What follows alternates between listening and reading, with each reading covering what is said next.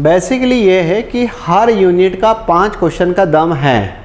हर unit. अब उस unit के अंदर बहुत सारी छोटी अगर बातें हैं, अब उसमें से फिर वहाँ पर कौन से उठेंगे।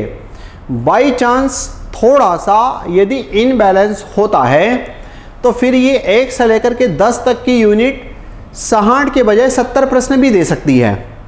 फिर 60-70 अगर दिया तो 11 से लेकर के जो 20 तक वाला जो पॉइंट हैं, वो 11 से 20 वाले में स्कोर कम हो जाएगा वहाँ पर टेक्निकली तो ये जब ऐसी स्थिति होती है तो हर यूनिट से जो है वो अपन यहाँ पर 5 क्वेश्चंस मान करके चलते हैं। अपनी हाइपोथेटिकल इसमें यहाँ पर होनी चाहिए। लेकिन जहाँ पॉइंट ज़्यादा हैं, कहाँ ज़्यादा हैं, जैसे यहाँ पर 1 से लेकर के 10 तक में आपके पास नंबर ऑफ पॉइंट्स ज़्यादा हैं।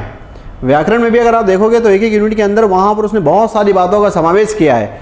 यदि उन सबको टच करने का प्रयास करता है तो फिर एक टॉपिक, ध्यान सुनिएगा, एक टॉपिक एक प्रश्न दे सकता है। इट मीन्स यहाँ पर आदिकाल अगर 1 दे देगा तो रीतिकाल से हो सकता है 1 आ जाए, उसी प्रकार से भक्ति काल से 1 आ जाए, क्योंकि 1 से ज़्यादा की संभावनाएं नहीं बनती इसमें, है ना।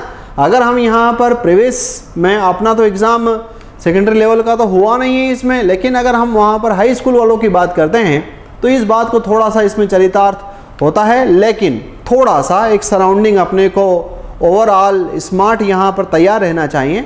हम यहाँ पर पर्टिकुलर किसी जगह बंद न जाएं कि अरे यहाँ से इतना आना चाहे तो मुझे ये इतना आता था, ये नहीं आया और यहाँ से ज़्यादा आ गया। इस प्रकार की चर्चाएं एग्जामिनेशन हॉल के लिए नहीं होती, परीक्षा है।